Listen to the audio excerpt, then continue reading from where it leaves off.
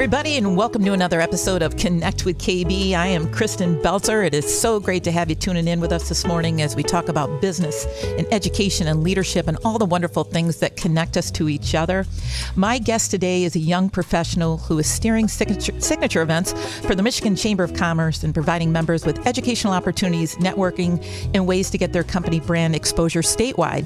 I want to welcome to the podcast Stephanie Young. Steph, so great to have you with me. It's great to be here. I'm honored. I feel so privileged to have you with me. Yes. And I so enjoy the opportunity for you and I to not only have a friendship, but to work together too. And when I say a young professional, I mean that quite literally. You are young, Stephanie Young, and a professional. And I pride myself on having an opportunity to provide young professionals with exposure on the Connect with KB podcast. So looking forward to our chat today. And I want you to tell the listeners the Stephanie Young story. Sure, yeah. So I grew up primarily in Grand Rapids, attended high school there, and after that, decided to advance onto Michigan State University. We've always been Spartans in my family. Go green. Go white. I grew up going to all the basketball and football games, so it was just kind of, second nature to head there. And so studied political science. Got my degree in that, and from there I moved on to the legislature. I worked for State Representative Laura Cox, and I believe it was about 4 years, and I completely just fell in love with it. It was so much fun, and I did like constituent services and, just kind of odd jobs in the office, and from there I moved on to Senator Ruth Johnson, which was also a great experience. But at that time, Laura was the chair at the Michigan Republican Party. So I went back with her, and that was also a great experience. So I'm still relatively young in my career, and obviously now I'm at the Michigan Chamber of Commerce doing event coordination. So that's kind of my story right now as far as my career goes. Well, you're on track. They say nowadays with young people that you will have 12 jobs by the time you're about 38 or 40 years old. And so, I don't meet many people, Steph, who really continue to kind of take their journey to the next level. It is about relationship. Interesting about how you go to work for Laura and then have an opportunity to follow her over to the Republican Party and continue that journey. I think that you've got it, very well figured out early in regards to building those relationships and what they look like. And you had a great mentor, though, in your dad, Steve Young, who was a partner at Governmental Consultant Services right here in downtown Lansing. And Steve is currently a board of trustee for Northern Michigan University. But did you see that kind of thing from him? Did you hang out with him a lot and go to the office and get that kind of exposure to the political world early? Yes, completely. That is why I went into studying political science. From a young age, I was always at, events with him or going to the office with him when I was here on the weekends or, and I also got that from my stepmother, Tricia Kinley, who was also in politics. So I say I kind of got it from a variety of people, but my dad was 100% my total influence. And I decided about in high school that I was going to take that political avenue and study at Michigan State, follow in his footsteps. That's kind of the goal.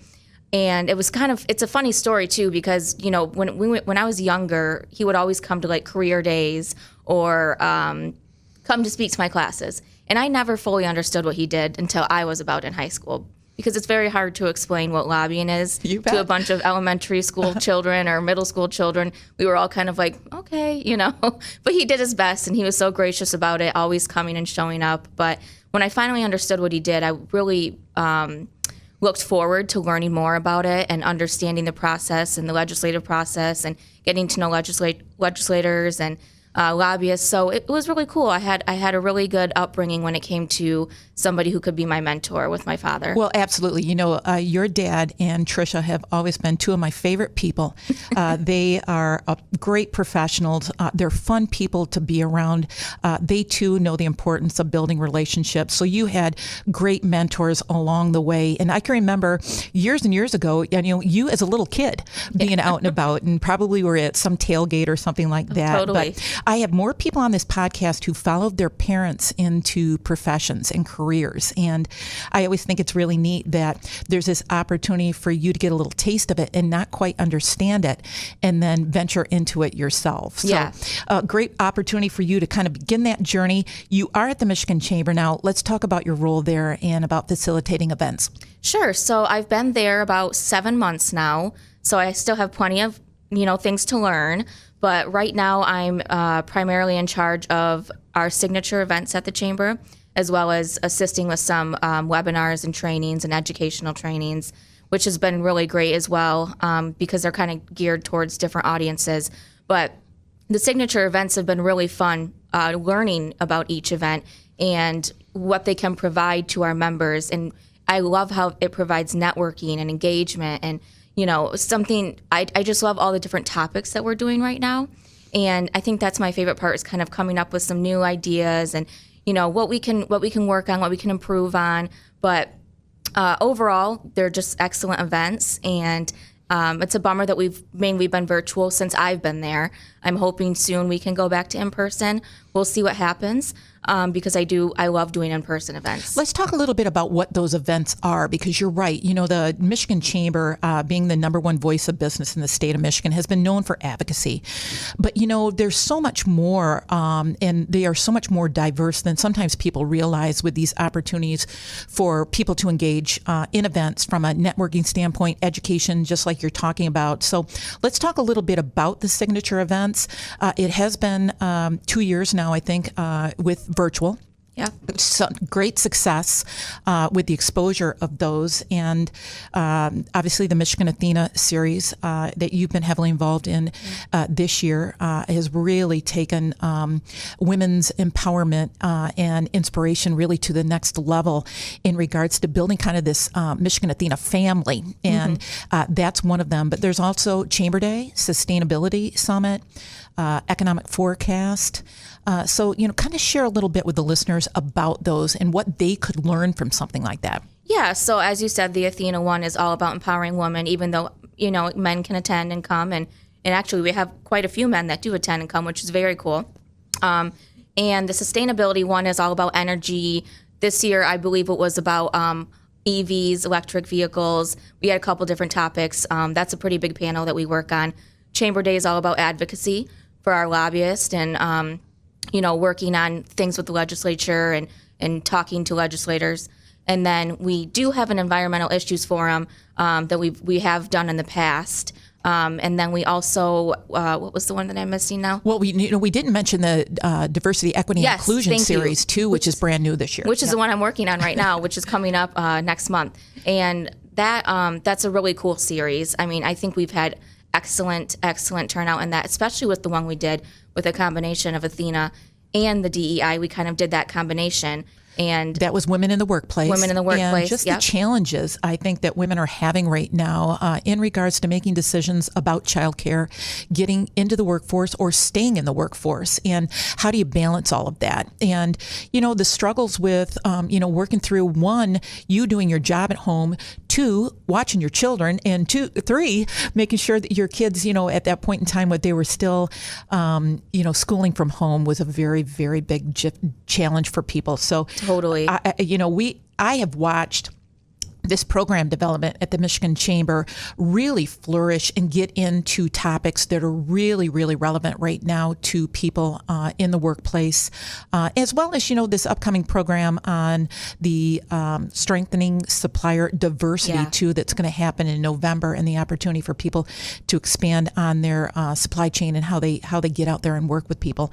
Let's talk a little bit about participating by Zoom and what you've seen with that. And you're right. I think more and more organizations are going to on-site events again. But what have you really kind of learned from that and being a part of that system? Yeah, so I think that's a really tough one because I do believe that it varies by your event, by your target audience. It's been about 2 years. I started doing Zooms when I was at the Republican Party, for our events there, and then moving over here. And these are a little bit bigger events, larger events, and it's interesting to see the turnout. I feel like we always have great turnout at the Chamber, but I do think that we're at a point right now where people are getting a little zoomed out.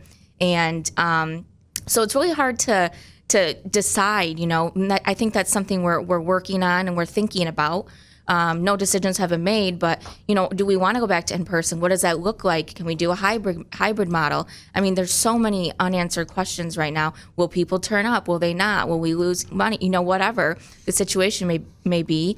Obviously, when you're doing an event, you want great attendance. So sometimes people are now preferring virtual, and then other times they're like, I don't want to get on that Zoom. I'm kind of zoomed out. Right. You're absolutely right. I've been there. You bet. And I have too. And so you have to really kind of find that place where you have to meet people where they want to be. And I think one of the things that the Michigan Chamber has done really well and is talking about is, getting a pulse from people on what they want. And I also think the program has to be very intriguing to our members and, other people who can attend. And I think that's a very important aspect to get people there and get people present, whether that's on Zoom or in person. Well, and that has a lot to do with the marketing and how that works too. And, how you present an event, the social media that goes along with it, having an opportunity. Do you send it via email? Do people register for events because they see an email, or do they do it because they see it on social media, or do they see it because someone told them? And so you got to kind of find that sweet spot with all of that too.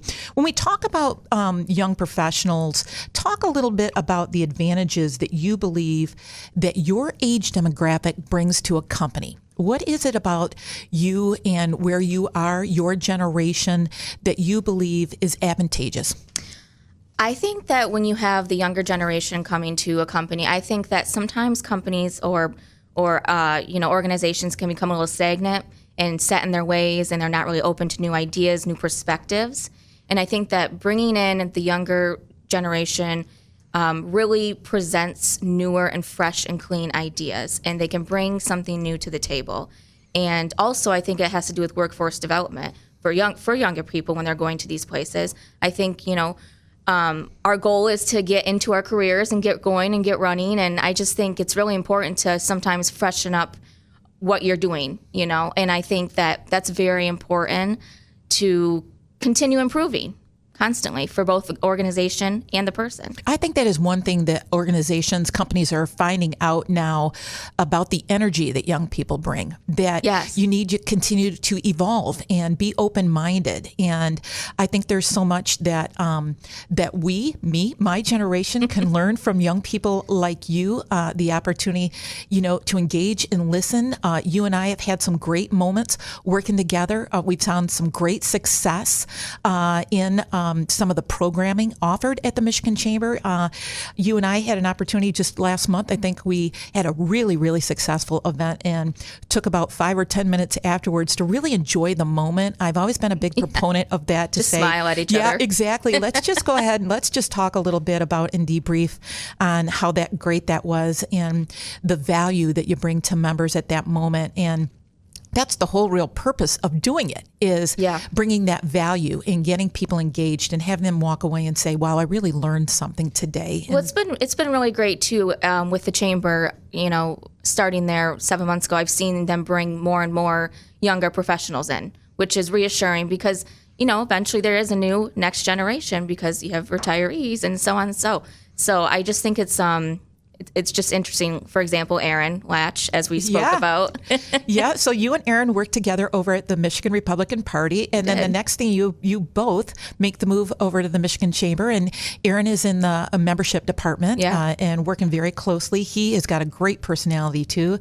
He's the right guy for that kind of job. But you're right, to have that opportunity for the two of you to have great synergy together in one entity and then bring it over to the Michigan Chamber. Yeah, it was great because, I was really going to miss him. Our desks were literally right next to each other at the Republican Party. We just had a great time together. So it was really cool to see us both, have that opportunity with the chamber. When you talk a little bit about your journey and what is it over the next couple of years that you would like to learn? Where would you like to be? And what's important to you?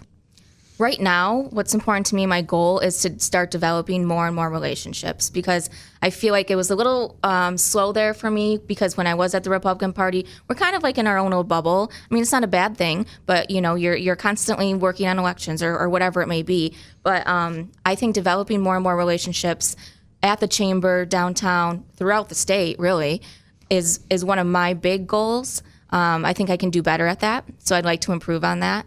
Well, that's one of the things that you and I have talked a little bit about. Yeah. And you got to remember to do it. You have to remember that as we continue to facilitate these programs, the opportunity for you to connect with the panelists and the moderators and that kind of thing via LinkedIn. And I think that that's something important for young people to do, is to make sure you're building your network, because I really believe that people want to help people, that they want to do that. And so for you to be able to connect with the Deb Muchmores of the world, or the David Lewis at AT&T Michigan, Lisa Corliss at AF Group, and to build your network that way is really, really important. Well, and I see how great you are at it, as well as all of the professionals at the chamber. I mean, they are just excellent at it. So I'm looking at taking away, some great points from them and from you, and I think I'll get there. So I think you will too. I want to ask you just one question in regards to the most challenging part about being a young professional right now. What is it? What is it that you would like for people to know?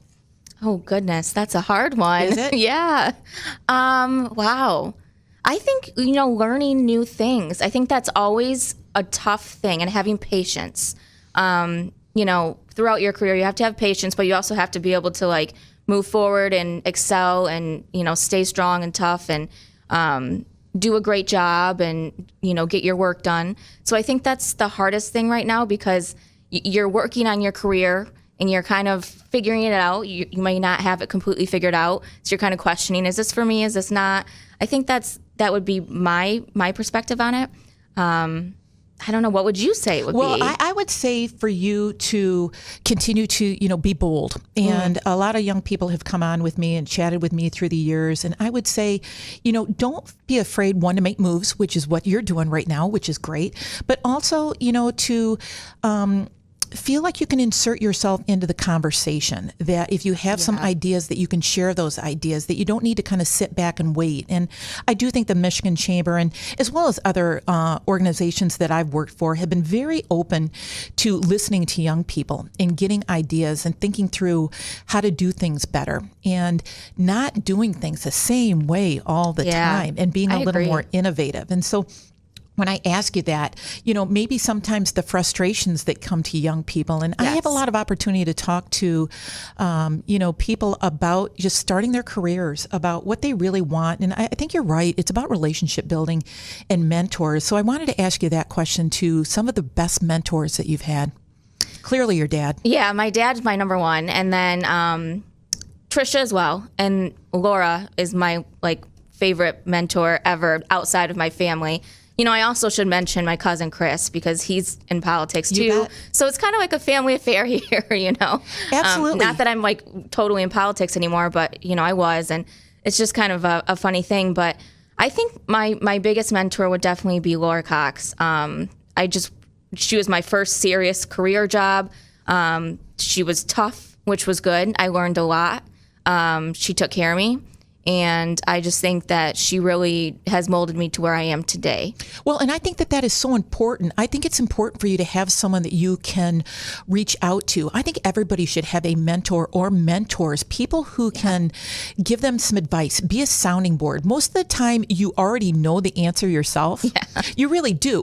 You just need somebody to bounce it off of a little bit and maybe get a little different perspective. And I can see you doing that too. You're going to find that along this journey, all of a sudden, you're going to become a mentor to somebody else too. It feels so good to watch other people's growth. It's been exciting for me to work with you, Steph, and to watch you. I'm so proud of you and the work that you do. You're just going to have just an awesome career. I already know it. You're already there right now. I appreciate it. But for me to watch you over the next 5 to 10 years, it's exciting for me, and I want you to know how happy I am for you. Thank you. I appreciate that. You bet. I want to appreciate you coming on with me this morning. Thanks so much for joining me. This has been so fun. Thank you. You bet. I want to thank my guest, Stephanie Young, the event coordinator at the Michigan Chamber of Commerce. I also want to thank my supporting sponsors, Marketing Resource Group, Downing Industries, Governmental Consultant Services, AF Group, AT&T, the Michigan Chamber of Commerce, and the Fraser Law Firm. You can check out all of my podcasts at connectwithkb.com. Until we connect again, go live your best life. I'm your host, Kristen Belzer.